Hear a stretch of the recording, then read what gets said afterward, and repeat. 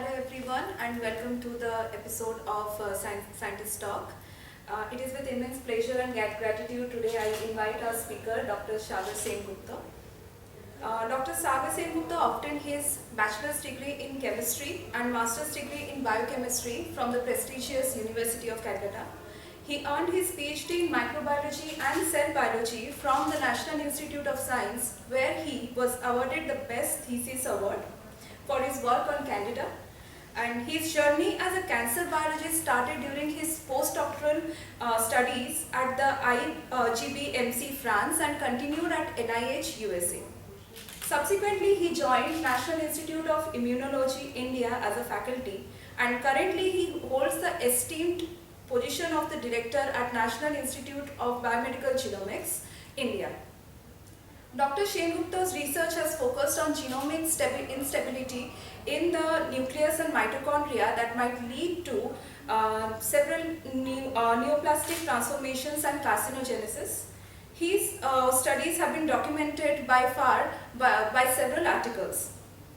He has been awarded the National Bioscience Award for Career Development, which is one of the highest Indian science award for his contributions to the biology by the Department of Biotechnology, and recognized for his studies on tumor suppressor genes and oncogenes. He is an elected fellow of all the three major Indian science academies. He is also a Jessie Bose Fellow. It is our privilege to have you here today, sir. And it's a pleasure to speak with you. So, what has inspired you to choose a career in research? I think partly it was my parents. My father was in IICB. He was there for almost 30 years there, and one of the things I used to always like was to visit him when I was younger. So that is part, and my mother also was a principal when she retired from a government BT college. So obviously the environment was there to choose science as a career.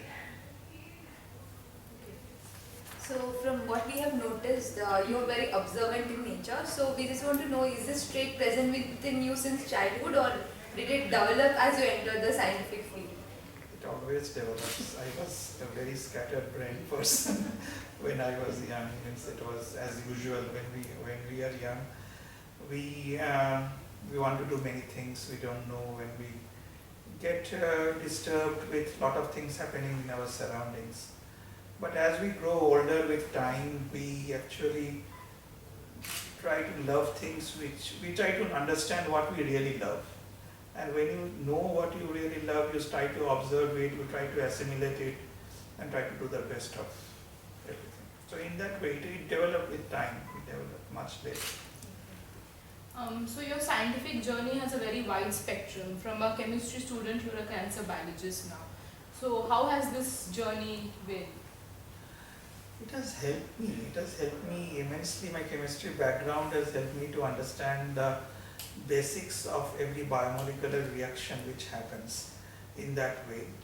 And very early during my chemistry, I actually fell in love with biochemistry. The biology and the biological part of chemistry, how it uses in the biological field. And so that's why my master's was in biochemistry. Department of Biochemistry in Calcutta University. So chemistry has helped me, but actually my true love is actually the biological systems. So that has been there, and then it was a progression through different stages. From biochemistry I went into microbiology, I worked on Candida, and then I developed a love for doing molecular biology. A part of my thesis was on molecular biology, and then I went into cancer biology. So in that way it has been a long journey, but every part of it has actually helped me in what I am today. What would you say is the most controversial thing you have ever done in your life? I think coming to NIVH itself is very controversial. I had a lab which was doing very well. My students are still there, and I have a child, 2 children actually. And my wife is in a very high post in CSIR. So is not a very normal thing to leave everything a settled life. My mother is there in my home. So it's not a normal thing to leave everything and take up new challenges. So that is the most controversial thing, which neither my friends nor my wife nor anybody could put their head around it and understand why am I suddenly wanting. Are you really wanting to become a director? I said no, I just wanted new challenge. I have 5-6 years for retirement, maybe I will publish 5-6 more papers. But if I can tell myself that I can do well in the institute, that was the challenge. So I think that is the most controversial thing I can think of. Nice. So what vibe does NIBMG give you? It gives a vibe of immense possibility.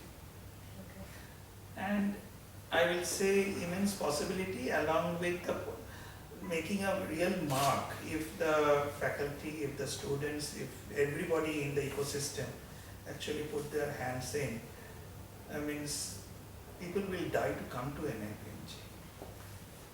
And that is the main thing which I really feel. I feel that we have underutilized our USP. We have to make ourselves that people will line up like what people want to go to IISc.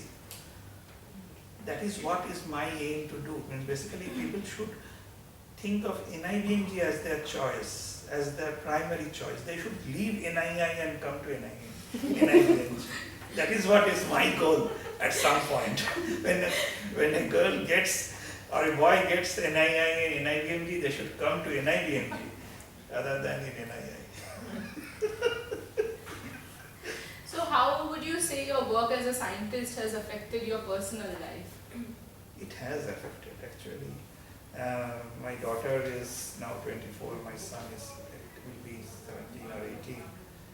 I have hardly seen them grow up actually. I have put in almost 10 to 11 hours of my time every day during the 18 years and some months I was in NII. And even now you guys have seen I put in 10, 11 hours here.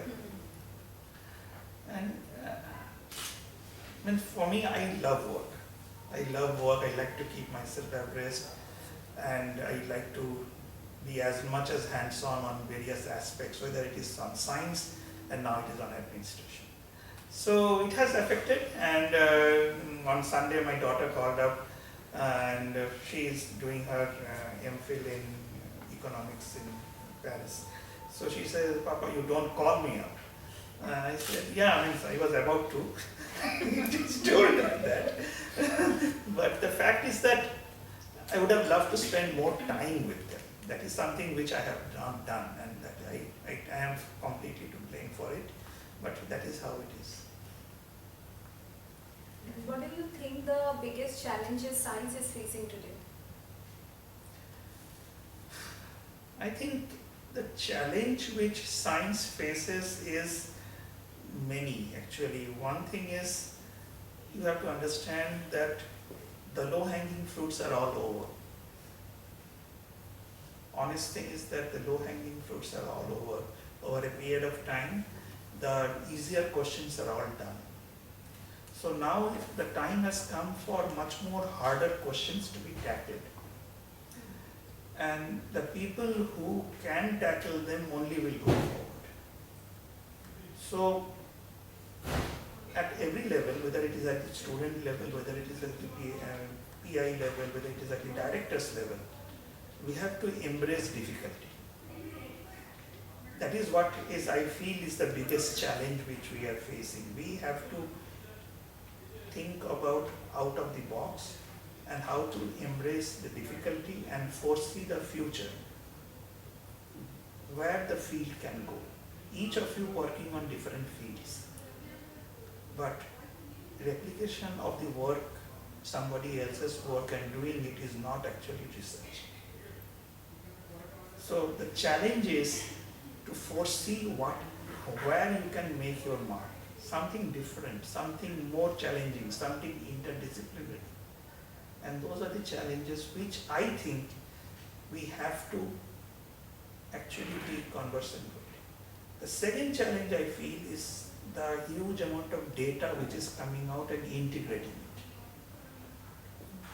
integrating the data and making sense out of it, and ultimately science or research should not be a sterile endeavor of just satisfying ourselves. Ultimately, the science should be something to give back to the society. Something what we do, whether it has a meaning to the person or to the vast multitude of this middle income country, which are actually giving us their tax paying money to do our passion. So that is the most important thing which I see. You have to understand that there is a huge multitude of people who do not have everyday, but they're tax paying people. They are actually giving us the money to do work. So our responsibility as scientists is hugely increased in this country. So, what is the scientific discovery till now, like that has seemed the most impactful to you? I think one of the major discoveries which I felt was as a cancer biologist was that the discovery of genome engineering. That I felt really has changed the way the field has moved. Basically, at this level, you can change everything in your genome. In an in vivo system, we can do that.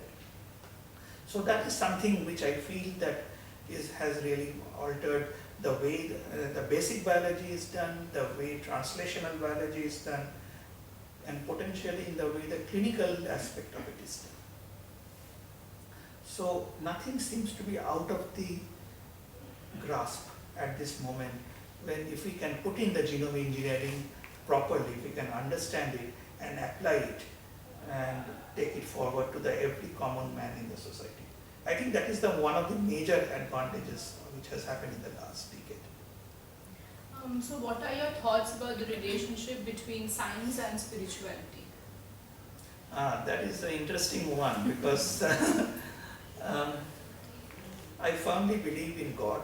There is no second thought about it. But also I believe a lot on what I can do. So I do not leave God to do the work for me. That is definitely, I never allow God to take the work which He is so overburdened with everything. He or she, don't know. He is overburdened. I say, okay, I try to do as much as I can. I try to do as much as possible. But at a time comes when nothing works out, you just hope that there is something happens, suppose. And that is something which I have felt that one or two times in my life I have felt, just give me the strength to get through this. So I believe everything, but I don't go to temple every day or every month. Sometimes I don't even go for a year. But that is a fact of life, and I am not scared to say that. But in my mind, I firmly believe in the Almighty. So, what is the most exciting thing you have done in your life? I love traveling. I used to love traveling at some point. And one of the exciting trips, I think, our country is very beautiful. Our country is one of the most beautiful places. I have been to America, I have been to Europe, I have been to Japan, almost 3-4 continents I have gone, but our country is very beautiful. And sometimes some of the travels have taken me, whether to Sundarban, whether to the Gir forest, maybe 7-8 meters from the lions. I have stood there and I have taken pictures in the Gir forest. So that is something which I will never forget about it. And that is fantastic. I have been in a boat in Sundarban and I have seen tigers swimming. So that is also something which I loved it. For me that was something which is there. These are of course highs, adrenaline highs, but then there is some serenity which I have seen in the beaches of backwaters of Kerala, or in the beaches of Kerala, or in the mountains, the flowers, the valley of flowers, fantastic. And for me, this country means, I have told my friends that if I walk away at the age of 60, I'll be more than happy because I can see the country. So, what according to you is the ideal work environment? I think ideal work in the environment is where your senior believes in you. Okay. That is the thing which and you have to always give positive energy. Positivity is the most important part. If I say to anybody that you are useless, you are worthless, that is not going to help me. And I have to learn, I have to make that person believe that there is something is there in his or her. At the same time, I have to show the mistakes, but I will say to him or her, which I say to my children also, I say to my students also, that don't make the same mistake. Make another mistake. Make another mistake. I have no problem about it. Don't make the same mistake. Learn from it and go ahead and make another mistake. I have no issues about it. So for me, the positivity you give to people around you is the most important thing. And I think another thing which I try to follow, and I think my people around will also tell you, what I say is what I mean. It is always like that. What I say is what I mean. If I say something that, okay, this is not to be done, I mean it. I am not going to say to you, you are doing very well, and behind you, I will say that, okay, it is not the right thing. So if I see that, okay, you are not doing well, I will say that, okay, you are not doing well. But please try to come up with something different. So you've been in NII and also in NIBMG. So how are the work environments different in NII versus NIBMG? In terms of students, if you say, I don't see much of a difference in terms of attitudes, because I think all of you are in the same generation, right?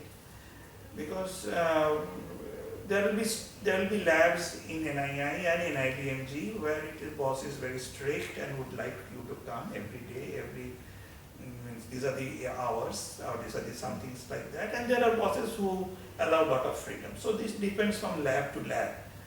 I think what significantly I feel is different is the PIs in NII spend more time, I feel, spend more quality time with their students. That I feel I have been trying also in different ways, directly, also sometimes indirectly, to tell the PIs to spend more quality time, one-to-one. Means for me, for 18 years, I used to go and plonk myself in the bench. Okay. I said, "Acha bolo kya ho raha? What are the things which are going on? Kal kya kiya tha? Acha bolo tumhara notebook dikhao kya kiya hai." So I do that. Even the day before I left, I did that. Even when I go on Saturdays from here, I do that and try to see what they have done.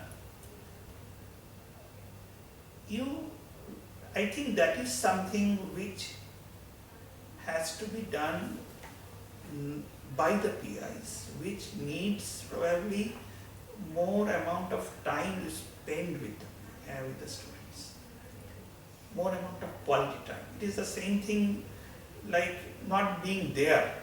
You can be there, but that doesn't help unless you are there with the student and you try to understand why a protein is not getting induced, or why this restriction digestion is giving an extra band. So that quality time needs to come because they are vastly more experienced than the students. Students will ultimately find a way out, but it will be 3 months or 2 months. And that 3 months and 2 months is never going to come back. I always believe in one. Believe me, I believe in leadership. If I can't do something, I cannot tell my students to do it. And that is not ethical, that is not right. So I have to spend time. If I don't spend time, how can I make the students spend time? So for me, that is the thing. And I feel that PIs should spend more time with the students. So you have taken up a lot of new responsibilities now, like you said, it's the most controversial thing you have done, coming here and becoming the director. Does that ever get to be very overwhelming? Yeah, sometimes, not the scientific part ever. Sometimes the administrative and financial and other things which I have to keep on juggling myself, ask myself whether I am doing the right thing or not. It comes like that. I love science, I love to hear science. I have talked with almost all the PIs. I have given them 3 hours continuous so that they can present their work and we can discuss science. Science has never been overwhelming to me. I love it. Sometimes the administration and the finance just become overwhelming. It becomes like, and sometimes there are a few googlies which come. Then you just sidestep it or keep it for another day, think about it. I do my rounds, you have seen is I think about this in giving those rounds and come and play it with a straight bat. So, what is your definition of fun? My fun, means that is one thing I told you, when I had time I used to love to travel. That is something which used to be there. At some point I used to love taking still photography, but that has gone. For me now, my definition of fun, if I have time, I just try to sleep. Myself, just try to sleep, and just on Sundays I try to sleep. I lie down, I sometimes listen to music, I do something, but I don't do anything much. Just lie down and try to be myself.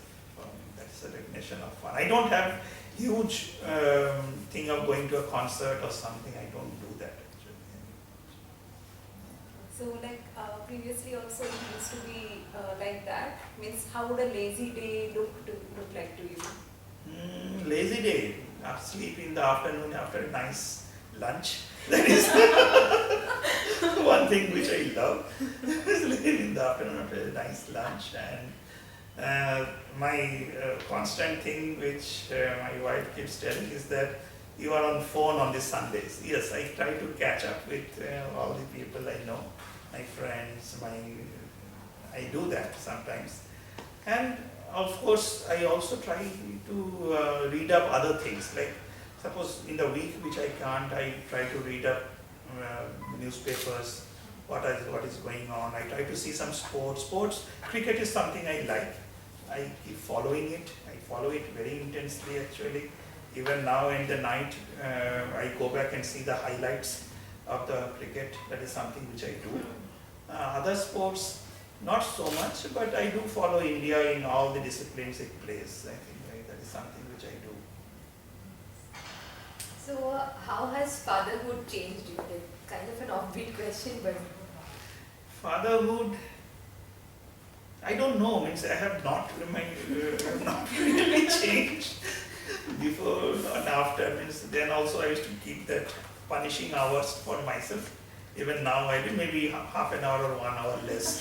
That is something which is there. It has not really changed me, but ultimately I sometimes just think in those lazy moments, as you say, on a Sunday or something, what will I do after 60 when I retire or something like that? Love to spend some time with my daughter, love to take my son and go to the Western Ghats somewhere. Something like that. Means that is the way it is. It has not really changed me as such. I have been very committed to my science as always. So really not very, very changed it has. It has not been a very drastic thing. Okay. Now for the first time ever, we are going to have a rapid fire round. So we decided that this was the way to start it off with the new director and everything. So I'll start it off with the first few questions. So if your life was a story, what would be the title?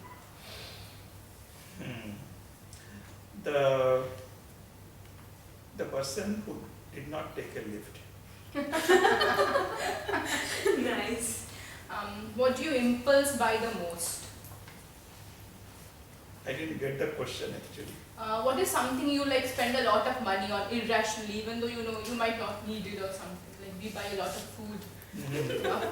Yeah, I am a great foodie.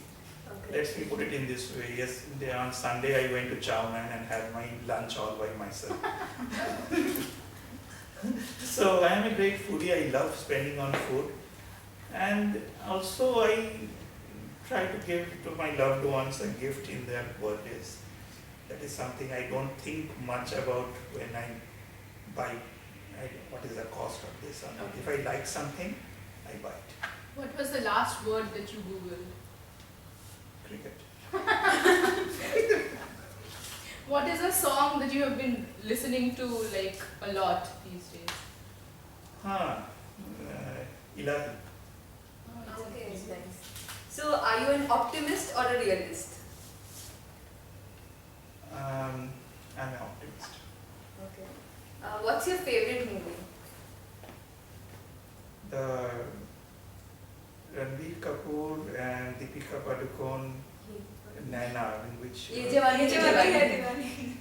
And what is your favorite sport and sports person? sport is cricket, and sports person for me is Sunil Manohar Gavaskar, Kolkata, Delhi. Delhi. What is a job that you think you would be the most terrible at?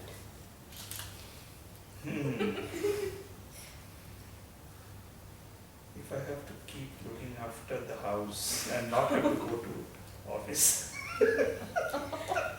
So, are you a hunter or gatherer? I'm a hunter. Nice. So this person. On behalf of the entire team, we would like to thank you for giving us this time. It has been an absolute honor, and it has been a tremendously fun exercise as well. So I hope that I was very honest, and I didn't, till the time when you were making this ready, I was looking at the question. That was the first time I looked at the question. I didn't come prepared. It was completely a honest way of telling what I am. So the whole thing was like a rapid fire. The whole thing was like a rapid fire. The first time I opened that word was, that was the time I downloaded it and I opened it. And I could not go beyond the number 8 question or number 7 question. Before that only you guys have got me here. Thank you. thank you. Thank you, sir. Thank you.